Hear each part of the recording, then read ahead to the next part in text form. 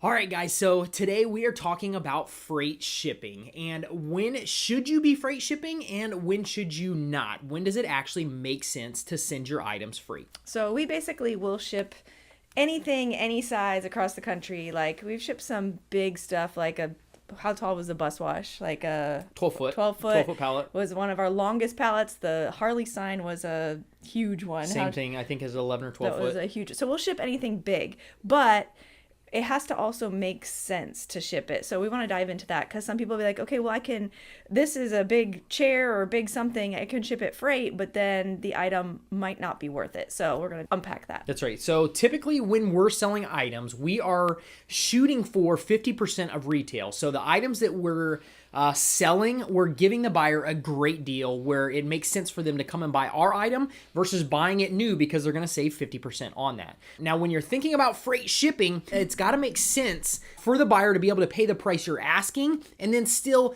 cost them, or you build it into the price, an extra roughly, I would say on average, $200, maybe $250 to freight ship that item. Yes, we do a lot of our stuff free shipping, but we build it into the price. So we know it's going to cost us roughly $100 to $300 depending on the item. A little more if it's something like a bus wash, but roughly 100 to 300 items to ship something, or dollars to ship. So we just build that into the price for free shipping. Yep. So that's one thing that you have to be careful of, is that you're selling your items. It has to be such a great deal for the buyer that they want your item over new, and you have to be giving them that deal to where it makes sense for them to be able to pay a little bit extra money, or you build it into the price for shipping. It has to just make sense. So for example, if you're trying to sell an exercise bike that's a home edition exercise bike, retail on it, if you went down to your local sports store, retail on that bike is like $500. Does it make sense for you to sell that on eBay and then be able to ship it? A lot of times $500, if that's what it costs new, then you have to, if you use our formula, you would be at $250, which means you'd have to pick up that bike roughly, I would say, for like $40, 20 to 40 bucks to be able to make some money on it and then still charge an extra for a bike like that. It probably would cost you, I'm thinking of a recumbent bike, probably cost you about $250 to do it. So it wouldn't make sense for the buyer to buy it with you, a used bike, versus going down to their local store or buying online somewhere that has free shipping for that same price of 500 bucks. Yeah, because we do get that question a lot. Like somebody will, we've gotten it with strollers. They don't usually go freight, but some of the stuff that is more around that $200 to $300 price range is typically not going to be worth it for the buyer. You have to just kind of put yourself in their shoes. Yeah. Like if you were going to go buy this item, would you pay that much money plus shipping or factor it in when you can get an item for new for that same price? So it just doesn't make sense. So our threshold, I would say, is about $500 ish. Like an item really has to be worth about $500 for it to make sense For us to sell it for $500. Sell it for $500 for it to go straight. So. Retail being between $1,000 and $2,000, and we're selling it for $500. That is really, really the lowest point that you want to ship something and be able to go freight with it, if it's going to go freight. Yeah. So I'll give you an example of something we just sold that I had a different mindset or a different expectation with it. It was an extended carrier called Thule. Well, somebody said you pronounce it Thule.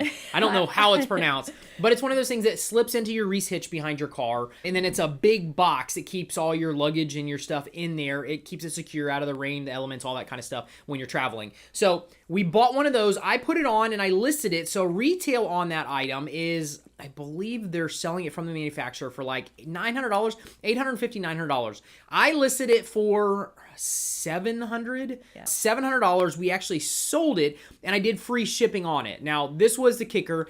I thought I could pull it apart and get it into a smaller box.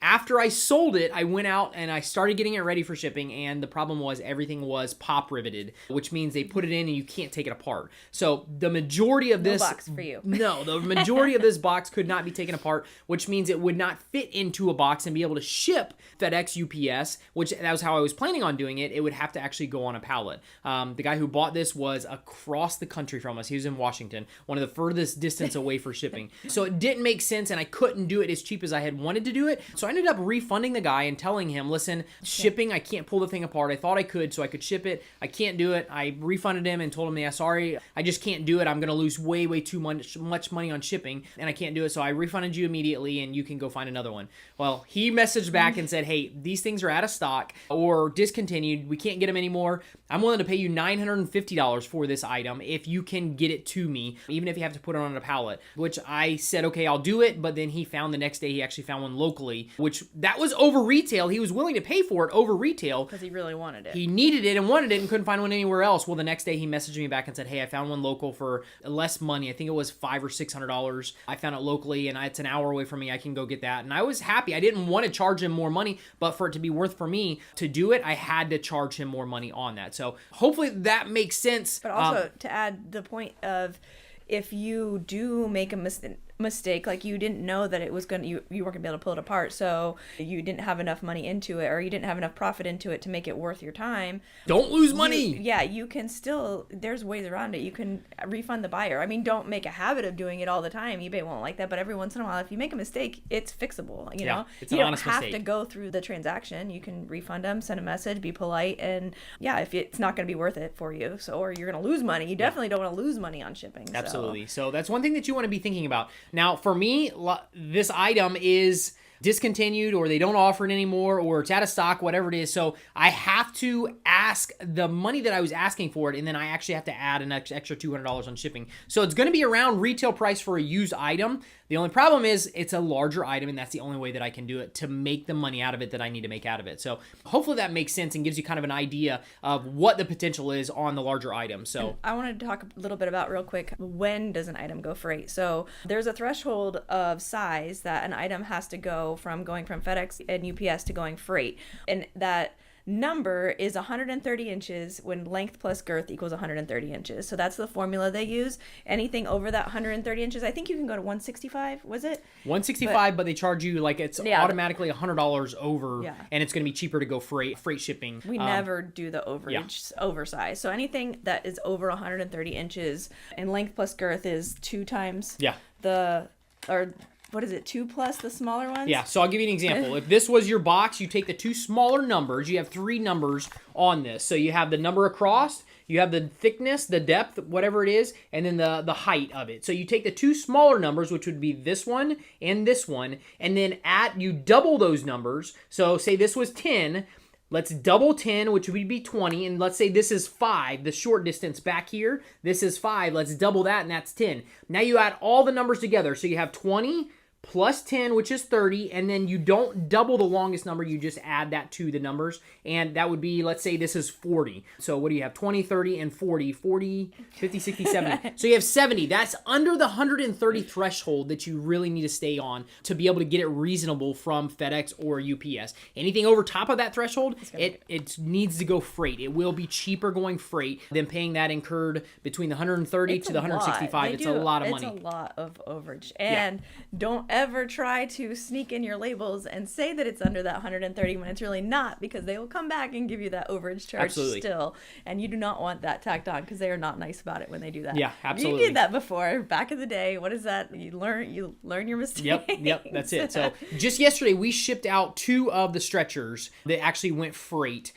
Those stretchers are pretty big. The overall size of the pallet that we shipped them on was 85 inches long, 36 inches wide, and then I think I had it at 48 inches tall, 4 foot tall, but it ended up being like 44 inches tall. So, but I bought the label before I actually palleted it and did that. That only cost us $150 to ship 2 of the EMT, the stretchers that we did. And if we would have tried to do that in a box or through FedEx or UPS, that would have been astronomical. Probably $900, $1,000 to do that, to where we did not have to pay that when we actually put it on a pallet and did it that way. Yeah, so basically we just want to make sure that everybody, we wanted to talk about, does it make sense for your customer? You just have to think about, does it make sense for your customer to pay for shipping and pay for your item and still get a good deal? Because we want them to be getting a good deal. Absolutely. That's why they're buying from us, is because we're giving them a great discount, and it just makes sense. One other category real quick that I forgot that I wanted to talk about was also furniture flippers that are repurposing furniture or redoing furniture do have a little unique spin, because they can ask more money because they have unique items. So what one person's asking, say, $200 for a dresser, you painted it or you did something to it, and now it's one of a kind. And it's one of a kind, and you're confident in your techniques and you do a good job. I mean, it doesn't have to be perfect. Nothing's perfect. Then you can ask more money and it can still be worth it for you. So that's just kind of a different category than most categories, I think. You can't take the comparison of a one-of-a-kind piece. You can't do that. You have to actually compare apples to apples, and that's apples to grapefruits. You know what I mean? That's one of the things that it's one of a kind, your creation. You can ask a lot more money for it, especially if it's got good bones. It turned out amazing. You could ask $500-$600 for that piece and then still charge an extra $250 for shipping, and you still would be okay for that right buyer who's going to want that piece no matter what, because it's an amazing piece. Yeah. So, yeah. Awesome!